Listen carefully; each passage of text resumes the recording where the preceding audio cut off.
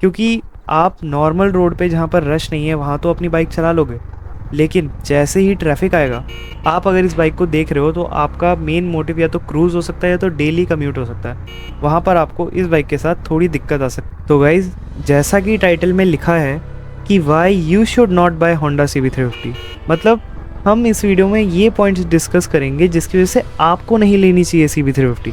ये negative points नहीं होंगे, क्योंकि यार मैं एक बार नेगेटिव पॉइंट्स की वीडियो बना चुका हूँ। बार बार एक ही वीडियो को बनाना सही नहीं है। हम इस वीडियो में पर्टिकुलरली आपकी बात करेंगे कि आपको क्यों नहीं लेनी चाहिए बाइक। नेगेटिव पॉइंट्स नहीं है, आपके लिए नेगेटिव पॉइंट्स है। मतलब कि ऐसा क्या है होंडा CB350 में जो कि आपको सूट नहीं करेगा, जिसकी वजह से आपको ये बाइक स्किप कर देनी चाहिए और दूसरी बाइक के साथ जाना चाहिए। तो बेसिकली हम इस वीडियो में आपकी नीड्स के अकॉर्डिंग डिसाइड करेंगे कि आपको ये बाइक ले लेनी चाहिए या नहीं। तो जो फर्स्ट पॉइंट है वो इस बाइक का आता है इसकी सीट हाइट, जो कि भाई पहले ही इस बाइक की सीट हाइट ज़्यादा नहीं है, पहले ही लो है। करेक्ट स्टैट्स में स्क्रीन पर शो हो रहे होंगे आपको अभी। देखो भाई, वैसे तो सीट हाइट बहुत लो है, लेकिन अगर आपकी हाइट 5'3" है या उससे कम है तो भाई इसको मत लेना। ऐसा क्यों? क्योंकि जब मैंने वीडियो के कमेंट सेक्शन में आप लोगों के करे हुए कमेंट्स पढ़े तो मुझे पता चला कि कुछ लोग जो 5'3" हाइट के हैं उनके पैर टिप-टो कर रहे हैं बाइक पे, मतलब पैर पूरी तरीके से ज़मीन को टच नहीं कर रहे, जो कि यार राइड करते टाइम बहुत अनकंफर्टेबल फील होता है। मतलब जब आपके पैर ही नीचे टच नहीं करेंगे तो इसमें ना बाइक गिरने के भी चांसेस रहते हैं, क्योंकि आप नॉर्मल रोड पे जहाँ पर रश नहीं है वहाँ तो अपनी बाइक चला लोगे, लेकिन जैसे ही ट्रैफिक आएगा वहाँ पर आपको इस बाइक के साथ थोड़ी दिक्कत आ सकती है अगर आपकी हाइट 5'2" है या 5'3" से कम है। 5'3" से ऊपर है तो आप टेस्ट ड्राइव लेके देखना बाइक को, और वैसे भी भाई 5'3" भी है ना तो भी टेस्ट ड्राइव लेके देखना। हाइट का राइट से कोई मैटर नहीं करता जब तक आप भाई बिल्कुल ही छोटे नहीं हो, बिल्कुल ही छोटे। तो भाई मैंने एक वीडियो ऐसी भी देखी थी जहाँ पर मतलब 4 फुट का बंदा भाई हिमालयन चला रहा है, तो आप क्यों नहीं चला सकते? ठीक है, तो एक बार टेस्ट राइड ज़रूर करके देखना, और भाई आदत लगी जाती है हर चीज़ की। यार मैं आपको कभी भी आधे अधूरे में नहीं छोड़ूंगा। जैसे कि मैंने आपको बोला, अगर आपकी हाइट 5'3" से कम है तो मैं आपको ऑप्शंस भी बताऊंगा कि आपको कौन सी बाइक लेनी चाहिए इस हाइट के साथ। तो जो बाइक आप ले सकते हो वो है बजाज की एवेंजर, क्योंकि यार मेरी बाइक क्रूज़र बाइक है। आप अगर इस बाइक को देख रहे हो तो आपका मेन मोटिव या तो क्रूज़ हो सकता है या तो डेली कम्यूट हो सकता है, और ये बाइक कंफर्टेबिलिटी के लिए जाने जाती है। ठीक है, तो मैं आपको ऐसी बाइक ही बताऊँगा जो इसके जैसी हो, जैसे कि बजाज एवेंजर, रॉयल इनफील्ड की मीटियोर, उसकी भी हाइट लो है, आप वो वाली बाइक भी चेक कर सकते हो। ठीक है, और एक ये नई जो जावा ही है ना, एक बार इसे भी ट्राई कर लेना। सजेस्ट नहीं करूँगा लेना, क्योंकि यार उसमें ना एक प्रॉब्लम है। जावा के बारे में तो आप लोग जानते ही हो कि वो बाइक्स रिलायबल नहीं होती, लेकिन ये जो नई वाली जावा 42 आई है ना, इसकी मैंने एक वीडियो देखी थी जो कि शायद आपने ना देखी हो। मैं आपको बता देता हूँ उस वीडियो में क्या था।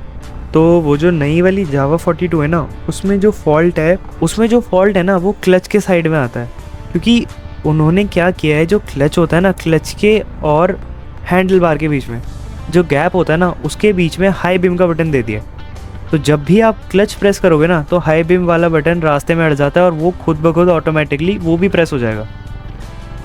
अब मुझे ये पता नहीं है कि वो सिर्फ एक ही मॉडल में है जो कि उस वीडियो में वायरल हुआ है, क्योंकि मैंने बस यार वीडियो देखी थी, कंफर्म नहीं कह सकता, आप चेक कर लेना, इसलिए कह रहा हूँ।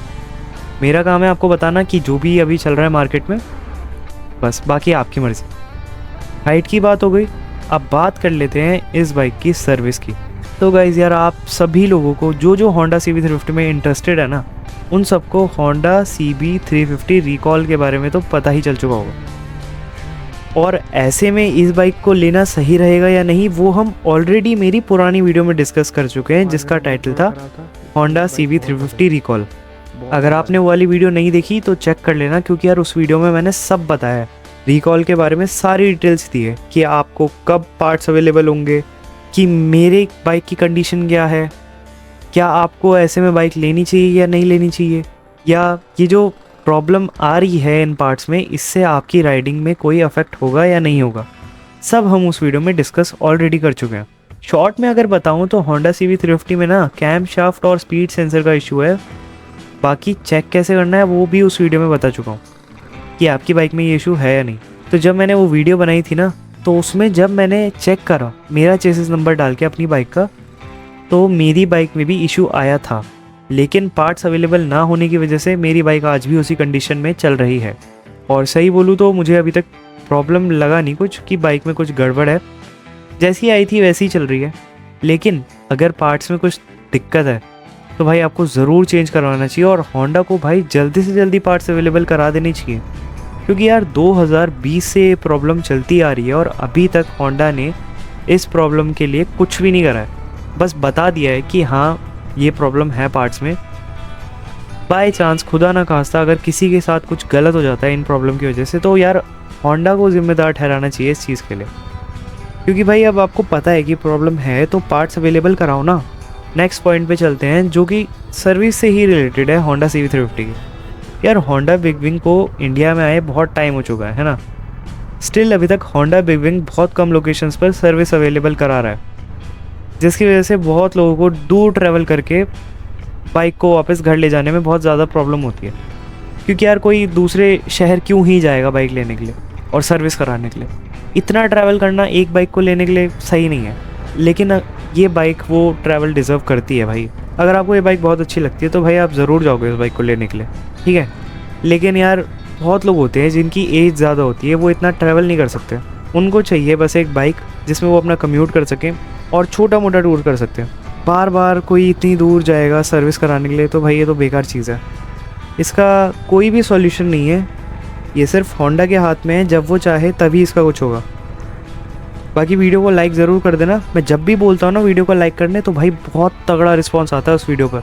लेकिन जब मैं ही तुम्हें लाइक करने को बोलना भूल जाता हूँ तो तुम लोग लाइक ही नहीं करते हो, बिल्कुल भूल जाते हो लाइक करना, कमेंट करना। तो भाई लाइक करो, कमेंट करो, क्योंकि यार मुझे मज़ा आता है भाई कमेंट्स पढ़ने में। सारे कमेंट्स को मैं ऐसे ही रिप्लाई नहीं देता। तो आज की वीडियो में हमने जो भी डिस्कस करा वो बाइक के नेगेटिव पॉइंट्स नहीं थे, वो पॉइंट्स थे जिनकी वजह से आपको बाइक नहीं लेनी चाहिए। ये वाली ये नेगेटिव पॉइंट्स नहीं थे, मैं फिर से बता देता हूँ, कोई कमेंट से मत लिखना कि फालतू बातें कर रहा है। जिन लोगों को समझ आई ना वीडियो, जिन लोगों के लिए सही में ये पॉइंट्स मैटर करते हैं, तो उनको अच्छा लगा होगा ये सब जान के।